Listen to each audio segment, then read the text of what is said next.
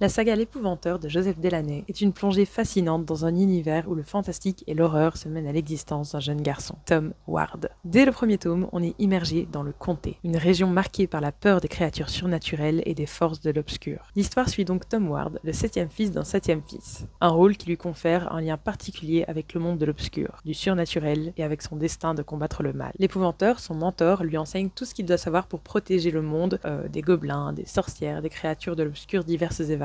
Mais ce n'est pas simplement une histoire de combat contre le mal. La saga explore aussi la croissance de Tom, son évolution, ses doutes, ses choix, et donc ses choix moraux. On est dans une saga jeunesse, évidemment, j'oublie de le préciser, et donc chaque tome pose des questions sur le courage, sur la loyauté et sur la responsabilité. Ce qui rend la saga vraiment captivante, au-delà de l'histoire, c'est aussi la façon dont l'auteur, Joseph Delaney, équilibre le développement des personnages entre tension, mystère et évolution. On peut par exemple croiser des sorcières qui ne sont pas manichéennes, donc elles ne sont pas simplement bonnes ou mauvaises. Certaines sont cruelles, manipulatrices, d'autres plus complexes et attachantes, ce qui rend l'univers un peu plus crédible ou en tout cas nuancé. De même, les choix de Tom ne sont jamais faciles. Il doit apprendre à discerner le bien du mal, à gérer la peur et prendre des solutions qui sont parfois impopulaires tout au long de son parcours. La saga se distingue fortement par son ambiance. L'écriture est un peu sombre et angoissante, mais toujours immersive. Encore une fois, d'un point de vue jeunesse. Les descriptions des lieux, tels que les forêts obscures, les châteaux abandonnés ou les villages reculés, plongent le lecteur dans une atmosphère gothique et mystérieuse, ce qui est parfait pour ressentir la tension et la peur croissante au fur et à mesure des lectures. Et évidemment, malgré ces moments de tension, il y a des moments de tendresse, de camaraderie qui font un peu respirer le lecteur et qui donnent aussi de la profondeur aux personnages et aux relations. Enfin, ce qui fait aussi de L'Épouvanteur une saga remarquable, c'est la progression des arcs narratifs. Chaque tome introduit de nouveaux ennemis, de nouveaux défis, mais aussi des leçons plus globales sur la vie en général. Même si certains événements sont prévisibles, la façon dont les personnages évoluent face à eux reste très intéressante. En fait, la saga parle autant de lutte contre le mal